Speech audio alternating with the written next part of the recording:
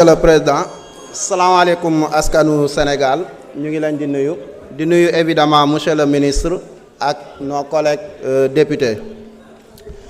monsieur le ministre dafa am ku fi jógee léegi apparemment dafa nekkoon di sànni xeer ñi nga xam ne ñoom ñoo fi nekkoon doon xeex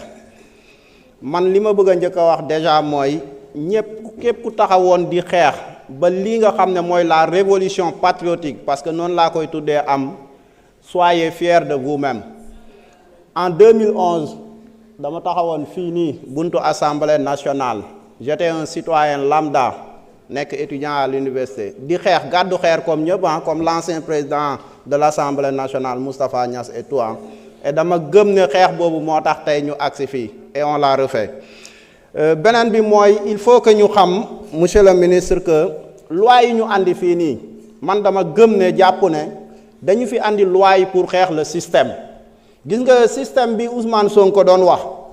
en réalité moom moo nekk li nga xam ne moom moo plombé dëkk bi parce que nag nañ ko wax gis nga réewu Sénégal yàlla xam na ne ñi ñuy tuddee les intellectuels les hommes politiques les hauts fonctionnaires ñoo yàq réew mi corruption bi ñuy wax yëpp ñoom la y a un rapport bu génnoon les plus corrompus policiers gendarmerie ci biir rapport bi on a même parlé des députés des juges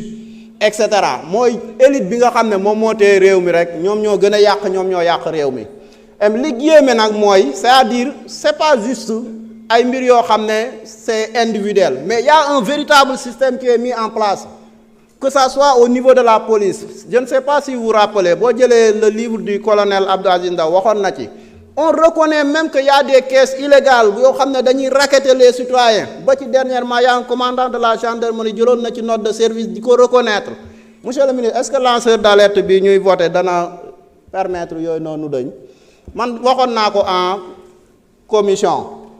corruption bi gën a mal qui me fait le plus mal mooy la corruption sur la voie publique da ngay gis yenn actes yi yow da ngay yéemu sax moi j'ai été une fois témoin d'un acte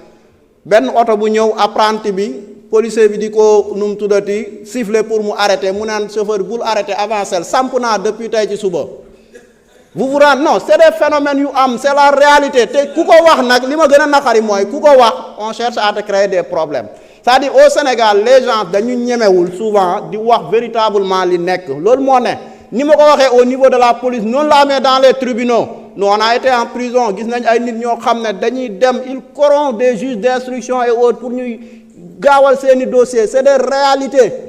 au niveau de l'administration ngay régler un dossier da ngay dugg benn ministère fekk cravate sol kiyam et tout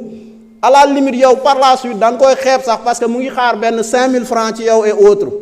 c'est ça la réalité dans ce pays te ma gëm et Sonko l'avait dit bi muy wax dans son livre Solution chapitre à l'origine du mal le système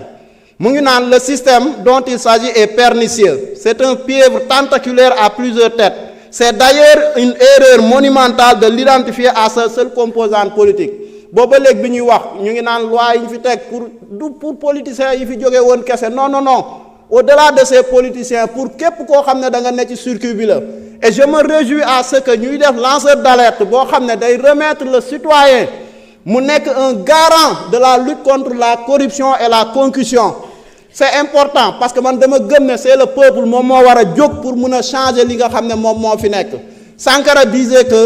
quand le peuple se met debout l'impérialisme tremble mais dama gëm ne quand le peuple se met debout le système va trembler et il faut oser le dire fi ñu jëm mooy jàkkaarloog système bi on va traquer tous ceux qui sont corrompus nga ne magistrat policier koo mun a doon député et tout le monde képp koo xam ne nekkoo ci loolu amul problème on a aucun problème ak yow mais réew mi bu ñu ko bëggee changer faw ñu ñeme dem ci loolu noonu moo tax monsieur le ministre d'un autre côté man dama xaw a dese tuuti kii parce que dama gëm ne maanaam réforme yi ñuy def dañ ko war a def avec courage man d'accorduma lanceur d'alerte ñu limiter ko dans le cadre de l'activité professionnelle policier bi ma gis on le corrompt wër ki dama ko war a mën a filmer déposer ko ñu teg ko ay sanctions et tout leneen ak leneen lu demee noonu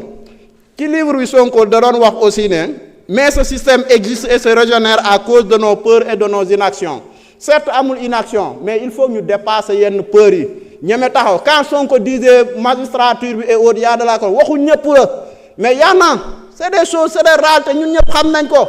Merci, honorable. Merci beaucoup.